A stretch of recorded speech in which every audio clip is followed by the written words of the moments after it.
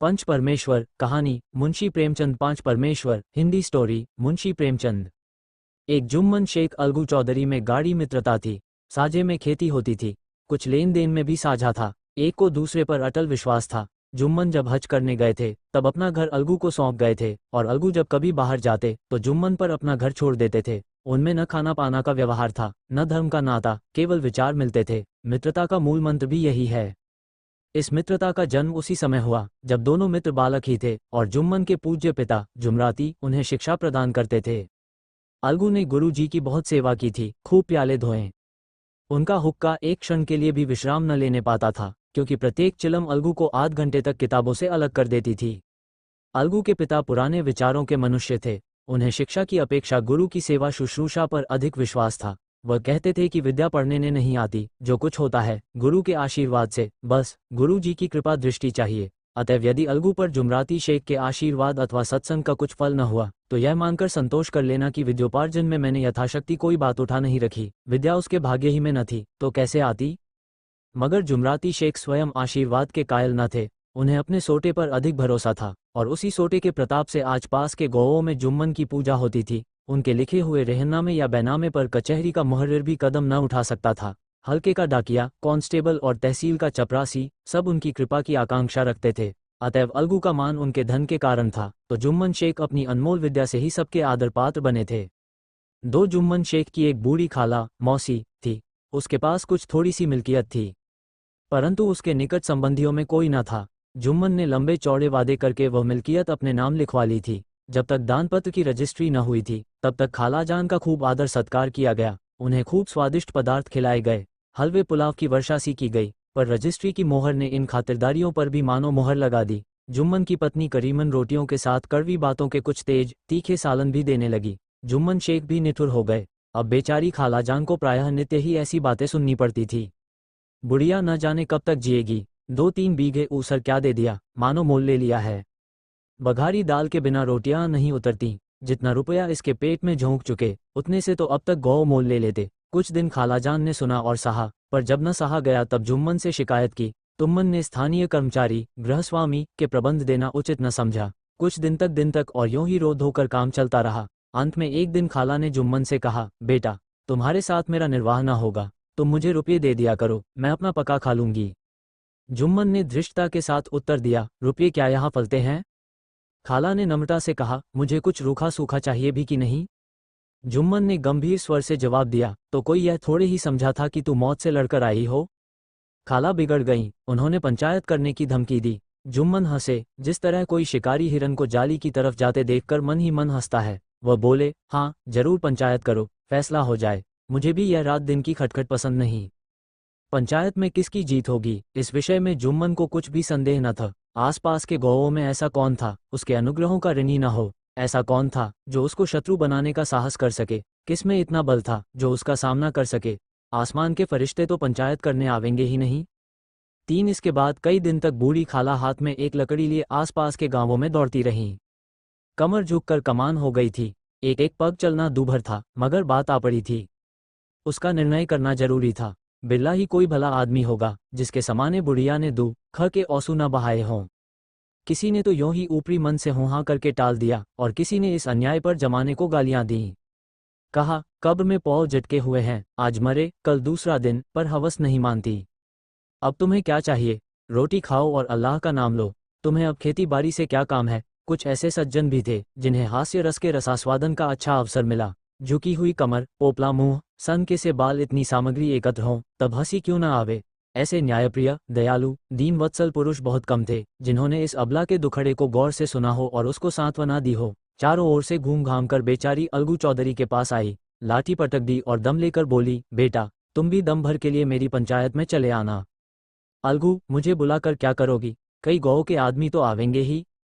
खाला, अपनी विपद तो सबके आगे रो आई, अब आने न आने का अख्तियार उनको है। अलगू, यो आने को आ जाऊंगा मगर पंचायत में मुंह न खोलूंगा। खाला, क्यों बेटा। अलगू, अब इसका क्या जवाब दूं। अपनी खुशी, जुम्मन मेरा पुराना मित्र है, उससे बिगाड़ नहीं कर सकता। खाला, बेटा क्या बिगाड़ के डर से ईमान की बात न कहोगे। हमारे सोए हुए धर्म ज्ञान की सारी संपत्ति लुट जाए तो उसे खबर नहीं होता, परंतु ललकार सुनकर वह सचेत हो जाता है। फिर उसे कोई जीत नहीं सकता। अलगू इस सवाल का कोई उत्तर न दे सका, पर उसके हृदय में ये शब्द गूंज रहे थे। क्या बिगाड़ के डर से ईमान की बात न कहोगे? 4 संध्या समय एक पेड़ के नीचे पंचायत बैठी। शेख जुम्मन ने पहले से ही फर्श बिछा रखा था। उन्होंने पान, इलायची, हुक्के, तंबाकू आदि का प्रबंध भी किया था। हाँ, वो स्वयं अलबत्ता अलगू चौधरी के साथ जरा दूर पर बैठे जब पंचायत में कोई आ जाता था, तब दबे हुए सलाम से उसका स्वागत करते थे। जब सूर्य अस्त हो गया और चिड़ियों की कलरवयुक्त पंचायत पेड़ों पर बैठी, तब यहाँ भी पंचायत शुरू हुई। फर्श की एक एक अंगुल जमीन भर गई, पर अधिकांश दर्शक ही थे। निमंत्रित महाशयों में से केवल वे ही लोग पधारे थे जिन्हें जुम्मन से अपनी कुछ कसर निकालनी थी। एक कोने में आग सुलग रही थी। नाई ताबड़तोड़ चिलम भर रहा था। यह निर्णय करना असंभव था कि सुलगते हुए उपलों से अधिक धुआं निकलता था या चिलम के दमों से। लड़के इधर उधर दौड़ रहे थे, कोई आपस में गाली गलौज करते और कोई रोते थे। चारों तरफ कोलाहल मच रहा था। गांव के कुत्ते इस जमाव को भोज समझकर झुंड के झुंड जमा हो गए थे। पंच लोग बैठ गए तो बूढ़ी खाला ने उनसे विनती की, पंचों, आज 3 साल हुए मैंने अपनी सारी जायदाद अपने भांजे जुम्मन के नाम लिख दी थी। इसे आप लोग जानते ही होंगे। जुम्मन ने मुझे ताहयात रोटी कपड़ा देना कबूल किया। साल भर तो मैंने इसके साथ रो धोकर काटा, पर अब रात दिन का रोना नहीं सहा जाता। मुझे न पेट की रोटी मिलती है न तन का कपड़ा। बेकस बेवा हूँ, कचहरी दरबार नहीं कर सकती। तुम्हारे सिवा और किसको अपना दूँ? ख सुनाऊं? तुम लोग जो राह निकाल दो उसी राह पर चलूं। अगर मुझमें कोई ऐब देखो तो मेरे मुंह पर थप्पड़ मारी। जुम्मन में बुराई देखो तो उसे समझाऊं क्यों एक बेकस की आह लेता है। मैं पंचों का हुक्म सिर माथे पर चढ़ाऊंगी। रामधन मिश्र, जिनके कई असामियों को जुम्मन ने अपने गांव में बसा लिया था, बोले, जुम्मन मियाँ किसे पंच बदते हो? अभी से इसका निपटारा कर लो, फिर जो कुछ पंच कहेंगे वही मानना पड़ेगा। जुम्मन को इस समय सदस्यों में विशेषकर वे ही लोग दीख पड़े जिनसे किसी न किसी कारण उनका वैमनस्य था। जुम्मन बोले, पंचों का हुक्म अल्लाह का हुक्म है। खालाजान जिसे चाहें उसे बदें, मुझे कोई उज नहीं। खाला ने चिल्लाकर कहा, अरे अल्लाह के बंदे, पंचों का नाम क्यों नहीं बता देता? कुछ मुझे भी तो मालूम हो। जुम्मन ने क्रोध से कहा, इस वक्त मेरा मुंह न खुलवाओ, तुम्हारी बन पड़ी है, जिसे चाहो पंच बदो। खालाजान जुम्मन के आक्षेप को समझ गईं। वह बोली, बेटा, खुदा से डरो। पंच न किसी के दोस्त होते हैं न किसी के दुश्मन। कैसी बात कहते हो? और तुम्हारा किसी पर विश्वास न हो तो जाने दो। अलगू चौधरी को तो मानते हो, लो मैं उन्हीं को सरपंच बदती हूँ। जुम्मन शेख आनंद से फूल उठे, परंतु भावों को छिपाकर बोले, अलगू ही सही, मेरे लिए जैसे रामधन वैसे अलगू। अलगू इस झमेले में फंसना नहीं चाहते थे। वे कन्नी काटने लगे। बोले, खाला, तुम जानती हो कि मेरी जुम्मन से गाढ़ी दोस्ती है। खाला ने गंभीर स्वर में कहा, बेटा, दोस्ती के लिए कोई अपना ईमान नहीं बेचता। पंच के दिल में खुदा बसता है। पंचों के मुंह से जो बात निकलती है वो खुदा की तरफ से निकलती है। अलगू चौधरी सरपंच हुए। रामधन मिश्र और जुम्मन के दूसरे विरोधियों ने बुढ़िया को मन में बहुत कोसा। अलगू चौधरी बोले, शेख जुम्मन, हम और तुम पुराने दोस्त हैं। जब काम पड़ा तुमने हमारी मदद की है और हम भी जो कुछ बन पड़ा तुम्हारी सेवा करते रहे हैं। मगर इस समय तुम और बूढ़ी खाला दोनों हमारी निगाह में बराबर हो। तुमको पंचों से जो कुछ अर्ज करनी हो करो। जुम्मन को पूरा विश्वास था कि अब बाजी मेरी है। अलग ये सब दिखावे की बातें कर रहा है। अतएव शांतचित होकर बोले, पंचों, 3 साल हुए खालाजान ने अपनी जायदाद मेरे नाम हिब्बा कर दी थी। मैंने उन्हें ताहयात खाना कपड़ा देना कबूल किया था। खुदा गवाह है, आज तक मैंने खालाजान को कोई तकलीफ नहीं दी। मैं उन्हें अपनी माँ के समान समझता हूँ। उनकी खिदमत करना मेरा फर्ज है। मगर औरतों में जरा अनबन रहती है, उसमें मेरा क्या बस है। खालाजान मुझसे माहवार खर्च अलग मांगती है। जायदाद जितनी है वह पंचों से छिपी नहीं। उससे इतना मुनाफा नहीं होता है कि माहवार खर्च दे सकूं। इसके अलावा हिब्बानामे में माहवार खर्च का कोई जिक्र नहीं तो मैं भूलकर भी इस झमेले में न पड़ता। बस मुझे यही कहना है। आइंदा पंचों का अख्तियार है, जो फैसला चाहें करे। अलगू चौधरी को हमेशा कचहरी से काम पड़ता था, अतएव वह पूरा कानूनी आदमी था। उसने जुम्मन से जिरह शुरू की। एक एक प्रश्न जुम्मन के हृदय पर हथौड़ी की चोट की तरह पड़ता था। रामधन मिश्र इस प्रश्नों पर मुग्ध हुए जाते थे। जुम्मन चकित थे कि अलगू को क्या हो गया। अभी यह अलगू मेरे साथ बैठी हुआ कैसी कैसी बातें कर रहा था। इतनी ही देर में ऐसी कायापलट हो गई कि मेरी जड़ खोदने पर तुला हुआ है। न मालूम कब की कसर यह निकाल रहा है। क्या इतने दिनों की दोस्ती कुछ भी काम न आवेगी? जुम्मन शेख तो इसी संकल्प विकल्प में पड़े हुए थे कि इतने में अलगू ने फैसला सुनाया। जुम्मन शेख, पंचों ने इस मामले पर विचार किया। उन्हें यह नीति संगत मालूम होता है कि खालाजान को माहवार खर्च दिया जाए। हमारा विचार है कि खाला की जायदाद से इतना मुनाफा अवश्य होता है कि माहवार खर्च दिया जा सके। बस यही हमारा फैसला है। अगर जुम्मन को खर्च देना मंजूर न हो तो हिब्बानामा रद्द समझा जाए। यह फैसला सुनते ही जुम्मन सन्नाटे में आ गए। जो अपना मित्र हो वह शत्रु का व्यवहार करे और गले पर छुरी फेरे, इसे समय के हेर फेर के सिवा और क्या कहें। जिस पर पूरा भरोसा था उसने समय पड़ने पर धोखा दिया। ऐसे ही अवसरों पर झूठे सच्चे मित्रों की परीक्षा की जाती है। यही कलयुग की दोस्ती है। अगर लोग ऐसे कपटी धोखेबाज न होते तो देश में आपत्तियों का प्रकोप क्यों होता। ये हैजा, प्लेग आदि व्याधियां दुष्कर्मों के ही दंड हैं। मगर रामधन मिश्र और अन्य पंच अलगू चौधरी की इस नीति परायणता को प्रशंसा जी खोलकर कर रहे थे। वे कहते थे, इसका नाम पंचायत है, दूध का दूध और पानी का पानी कर दिया। दोस्ती दोस्ती की जगह है, किंतु धर्म का पालन करना मुख्य है। ऐसे ही सत्यवादियों के बल पर पृथ्वी ठहरी है, नहीं तो वह कब की रसातल को चली जाती। इस फैसले ने अलगू और जुम्मन की दोस्ती की जड़ हिला दी। अब वे साथ साथ बातें करते नहीं दिखाई देते। इतना पुराना मित्रता रूपी वृक्ष सत्य का एक झोंका भी न सह सका। सचमुच वह बालू की ही जमीन पर खड़ा था। उनमें अब शिष्टाचार का अधिक व्यवहार होने लगा, एक दूसरे की आवभगत ज्यादा करने लगा। वे मिलते जुलते थे, मगर उसी तरह जैसे तलवार से ढाल मिलती है। जुम्मन के चित्त में मित्र की कुटिलता आठों पहर खटका करती थी। उसे हर घड़ी यही चिंता रहती थी कि किसी तरह बदला लेने का अवसर मिले। 5 अच्छे कामों की सिद्धि में बड़ी देर लगती है, पर बुरे कामों की सिद्धि में ये बात नहीं होती। जुम्मन को भी बदला लेने का अवसर जल्द ही मिल गया। पिछले साल अलगू चौधरी बटेस से बैलों की एक बहुत अच्छी गोई मोल लाए थे। बैल पछाही जाति के सुंदर बड़े बड़े सींगों वाले थे। महीनों तक आसपास के गांवों के लोग दर्शन करते रहे। दैवयोग से जुम्मन की पंचायत के 1 महीने के बाद इस जोड़ी का एक बैल मर गया। जुम्मन ने दोस्तों से कहा, ये दगाबाजी की सजा है। इंसान सब्र भले ही कर जाए, पर खुदा नेक-बद सब देखता है। अलगू को संदेह हुआ कि जुम्मन ने बैल को विष दिला दिया है। चौधराइन ने भी जुम्मन पर ही इस दुर्घटना का दोषारोपण किया। उसने कहा, जुम्मन ने कुछ कर करा दिया है। चौधराइन और करीमन में इस विषय पर एक दिन खूब ही वाद विवाद हुआ। दोनों देवियों ने शब्द बाहुल्य की नदी बहा दी। व्यंग्य, वक्तोक्ति, अन्योक्ति और उपमा आदि अलंकारों में बातें हुई। जुम्मन ने किसी तरह शांति स्थापित की। उन्होंने अपनी पत्नी को डॉट डपट कर समझा दिया। वह उसे उस रणभूमि से हटा भी ले गए। उधर अलगू चौधरी ने समझाने बुझाने का काम अपने तर्कपूर्ण सोंटे से लिया।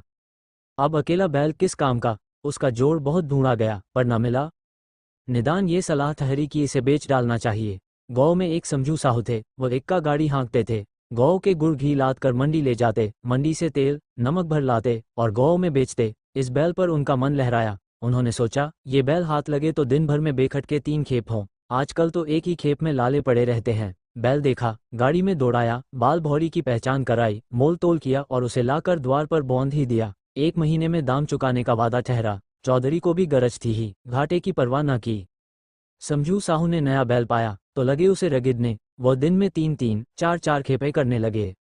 न चारे की फिक्र थी, न पानी की, बस खेपों से काम था। मंडी ले गए, वहां कुछ सूखा भूसा सामने डाल दिया। बेचारा जानवर अभी दम भी न लेने पाया था कि फिर जोत दिया। अलगू चौधरी के घर था तो चैन की बंशी बजती थी। बैलराम छठे छमाहे कभी बहली में जोते जाते थे। खूब उछलते कूदते और कोसों तक दौड़ते चले जाते थे। वहां बैलराम का रातिब था। साफ पानी, दली हुई अरहर की दाल और भूसे के साथ खली, और यही नहीं, कभी कभी घी का स्वाद भी चखने को मिल जाता था। शाम सवेरे एक आदमी खरहरे करता, पोंछता और सहलाता था। कहाँ वो सुख चैन, कहाँ यह 8 पहर कही खपत। महीने भर ही में वो पिस्सा गया। इक्के का ये जुआ देखते ही उसका लहू सूख जाता था।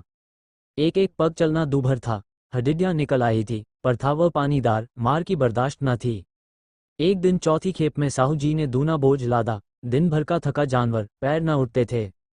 पर साहू जी कोड़े फटकारने लगे। बस फिर क्या था, बैल कलेजा तोड़कर चला। कुछ दूर दौड़ा और चाहा कि जरा दम ले लूं, पर साहू जी को जल्द पहुंचने की फिक्र थी। अतएव उन्होंने कई कोड़े बड़ी निर्दयता से फटकारे। बैल ने एक बार फिर जोर लगाया, पर अब की बार शक्ति ने जवाब दे दिया। वह धरती पर गिर पड़ा और ऐसा गिरा कि फिर न उठा। साहू जी ने बहुत पीटा, टोंग पकड़कर खींचा, नथनों में लकड़ी ठूंस दी, पर कहीं मृतक भी उठ सकता है। तब साहू जी को कुछ शक हुआ। उन्होंने बैल को गौर से देखा, खोलकर अलग किया और सोचने लगे कि गाड़ी कैसे घर पहुंचे। बहुत चीखे चिल्लाए, पर देहात का रास्ता बच्चों की औख की तरह सौज होते ही बंद हो जाता है। कोई नजर न आया, आसपास कोई गौ भी न था। मारे क्रोध के उन्होंने मरे हुए बैल पर और दुर्रे लगाए और कोसने लगे, अभागे, तुझे मरना ही था तो घर पहुंचकर मरता, ससुरा बीच रास्ते ही में मर रहा। अब गड़ी कौन खींचे। इस तरह साहू जी खूब जले भुने। कई बोरे गुड़ और कई पीपे घी उन्होंने बेचे थे। 200-250 रुपये कमर में बंधे थे। इसके सिवा गाड़ी पर कई बोरे नमक थे, अतएव छोड़कर जा भी न सकते थे। लाचार बेचारे गाड़ी पर ही लेटे गए, वहीं रत जगह करने की ठान ली। चिलम पी, गाया, फिर हुक्का पिया। इस तरह सास जी आधी रात तक नींद को बहलाते रहे। अपनी जान में तो वह जागते ही रहे, पर पौ फटते ही जो नींद टूटी और कमर पर हाथ रखा तो थैली गायब। घबरा कर इधर उधर देखा तो कई कनस्तर तेल भी नदारद। अफसोस में बेचारे ने सिर पीट लिया और पछाड़ खाने लगा। प्रातःकाल रोते बिलखते घर पहुंचे। सहुआइन ने जब ये बुरी सुनावनी सुनी तब पहले तो रोई, फिर अलगू चौधरी को गालियां देने लगी। निगोड़े ने ऐसा कुलच्छनी बैल दिया कि जन्म भर की कमाई लुट गई। इस घटना को हुए कई महीने बीत गए। अलगू जब अपने बैल के दाम मांगते तब साहू और सहुआइन दोनों ही झल्लाए हुए कुत्ते की तरह चट बैठते और अनबन बकने लगते। वाह, यहाँ तो सारे जन्म की कमाई लुट गई, सत्यानाश हो गया, इन्हें दामों की पड़ी है। मुर्दा बैल दिया था, उस पर दाम मांगने चले हैं। औंखों में धूल झोंक दी। सत्यानाशी बैल गले बौंध दिया। हमें निरा पोंगा ही समझ लिया है। हम भी बनिए के बच्चे हैं, ऐसे बुद्धू कहीं और होंगे। पहले जाकर किसी गड्ढे में मुंह धो आओ, तब दाम लेना। न जी मानता हो तो हमारा बैल खोल ले जाओ, महीना भर के बदले 2 महीना जोत लो, और क्या लोगे। चौधरी के अशुभ चिंतकों की कमी न थी। ऐसे अवसरे पर वे भी एकत्र हो जाते और साहू जी के बराने की पुष्टि करते।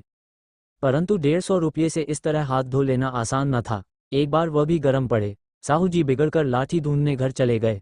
अब सहुआइन ने मैदान लिया। प्रश्नोत्तर होते होते हाथापाई की नौबत आ पहुंची। सहुआइन ने घर में घुसकर किवाड़ बंद कर लिए। शोरगुल सुनकर गौ के भलेमानस घर से निकाला। वो परामर्श देने लगे कि इस तरह से काम न चलेगा, पंचायत कर लो, कुछ तय हो जाए, उसे स्वीकार कर लो। साहू जी राजी हो गए। अलगू ने भी हामी भर ली। 6 पंचायत की तैयारियां होने लगीं। दोनों पक्षों ने अपने अपने दल बनाने शुरू किए। इसके बाद तीसरे दिन उसी वृक्ष के नीचे पंचायत बैठी। वही संध्या का समय था। खेतों में कौए पंचायत कर रहे थे। विवादग्रस्त विषय था ये कि मटर की फलियों पर उनका कोई स्वत्व है या नहीं, और जब तक ये प्रश्न हल न हो जाए तब तक वे रखवाले की पुकार पर अपनी अप्रसन्नता प्रकट करना आवश्यकत समझते थे। पेड़ की डालियों पर बैठी शुक मंडली में वह प्रश्न छिड़ा हुआ था कि मनुष्यों को उन्हें बेसुरोवत कहने का क्या अधिकार है, जब उन्हें स्वयं अपने मित्रों से दगा करने में भी संकोच नहीं होता। पंचायत बैठ गई तो रामधन मिश्र ने कहा, अब देरी क्या है, पंचों का चुनाव हो जाना चाहिए। बोलो चौधरी, किस किस को पंच बदते हो। अलगू ने दीन भाव से कहा, समझू साहू ही चुन ले। समझू खड़े हुए और कड़कर बोले, मेरी ओर से जुम्मन शेख।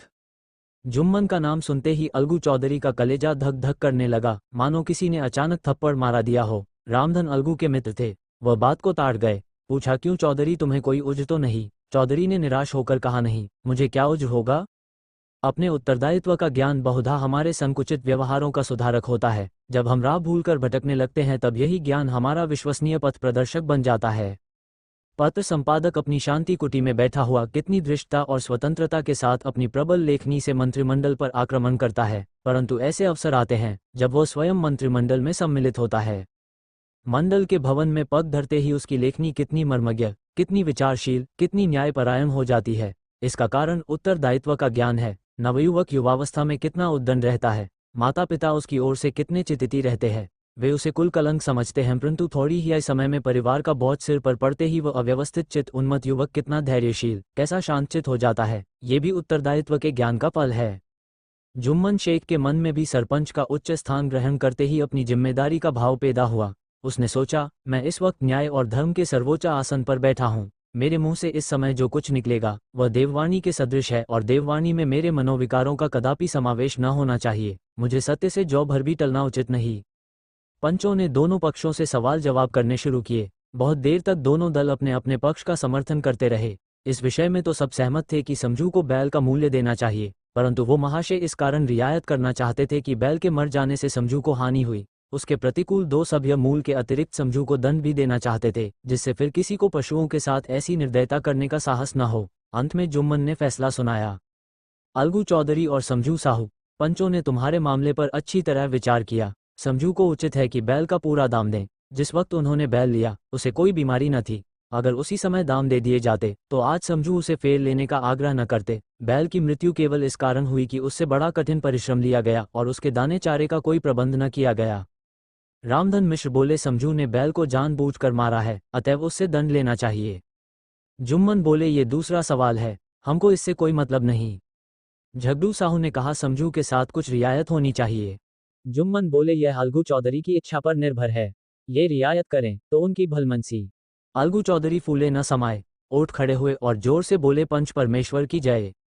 इसके साथ ही चारों ओर से प्रतिध्वनि हुई, पंच परमेश्वर की जय। यह मनुष्य का काम नहीं, पंच में परमेश्वर वास करते हैं, यह उन्हीं की महिमा है। पंच के सामने खोटे को कौन खरा कह सकता है।